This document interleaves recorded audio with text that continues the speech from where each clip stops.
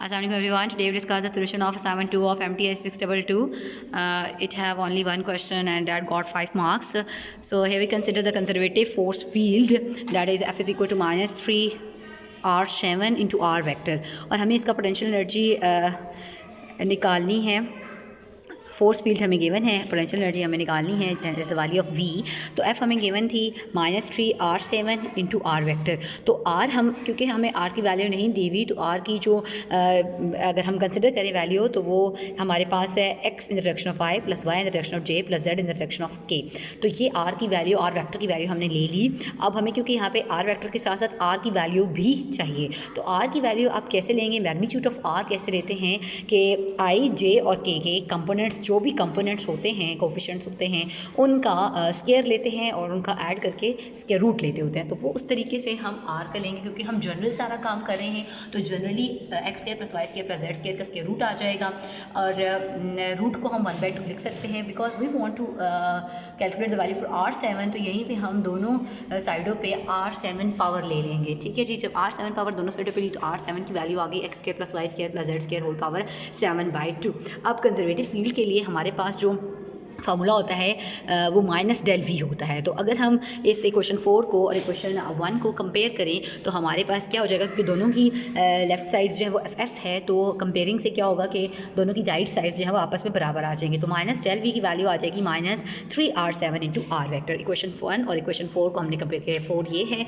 और इक्वेशन 1 आपके पास ये है -3R7 आर वैक्टर. दोनों को जब कंपेयर किया तो हमारे पास आ गया minus del v which is equal to -3R7 r vector. Comparing मुश्किल लगता है तो आप पुटिंग भी कर सकते हैं. इक्वेशन 4 की वैल्यू पुट कर दे इक्वेशन 1 में. अब क्या होगा, माइनस माइनस कैंसिल हो जाएंगे, तो del v which is equal to 3R7 r vector रह जाएगा. अब जो डेल है इसको हम लिख सकते हैं पार्शियल, इसकी जनरल फॉर्म होती है partial by partial x in the direction of i plus partial by partial y in the direction of j plus partial by partial z in the direction of के.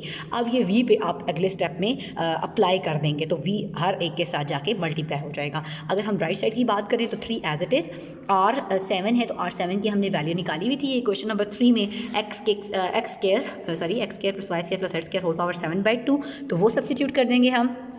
Are vector की value हमने consider की थी, general value हुई x in the direction of i plus y in the direction of j plus z in the direction of k. तो अब क्या होगा कि ये पूरा फैक्टर बारी बारी जाके इन सब तीनों के साथ मल्टीप्लाई होगा.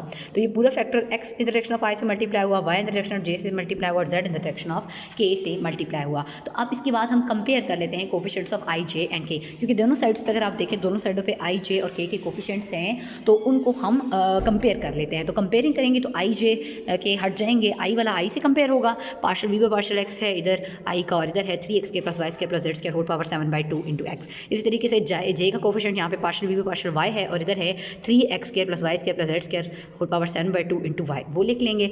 और के का कोफिशिएंट यहाँ पे partial v by partial z है, तो यहाँ पे आ जाएगा 3x square plus y square plus z square whole power 7/2 into z. तो इस तरीके से हमने ये सारे के सारे कोफिशिएंट्स आई, जे और के कंपेयर कर लिए.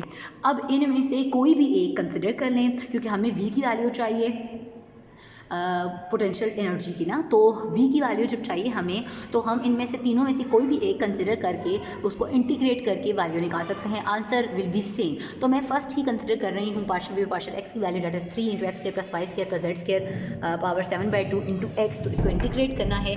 इंटीग्रेशन के लिए ये पार्शियल एक्स जो है वो दूसरी साइड पर जाके मल्टीप्लाई हो जाएगा. इंटीग्रेशन के लिए क्या होता है कि आगे इस चीज़ का डेरिवेटिव मौजूद हो. यहाँ पे एक्स स्क्वायर है ना, तो यहाँ पे 2x डेरिवेटिव होना चाहिए. ये 3 कॉन्स्टेंट था, इसको हमने शुरू में ले लिया.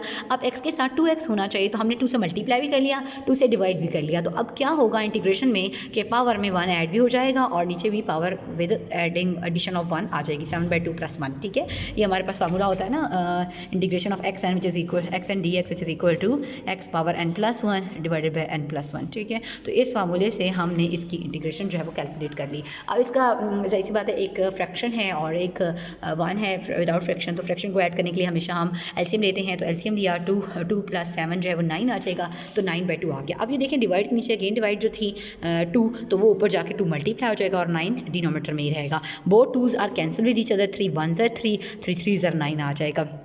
इधर मैंने ये किया कि 1/2 को अंदर रख लिया और 9 इसकी होल पावर में ले ली, तो 1/2 के साथ थी तो उसको हम ले सकते हैं रूट। ये रूट जो है वो हमारे पास r के इक्वल था, तो ये r पावर 9 आ गया, और इधर से 1/3 बच गया था, तो ये आपके पास आ गया। लेफ्ट साइड पे v चल रहा था, v is equal to 1/3 r power 9। तो इस तरीके से हमारा ये क्वेश्चन कंप्लीट हो गया असाइनमेंट का, जिसमें हमें निकालना था पोटेंशियल एनर्जी फोर्स फील्ड की। तो इस तरीके से हमने v की वैल्यू निकाल ली, हमारा कंप्लीट हो गया।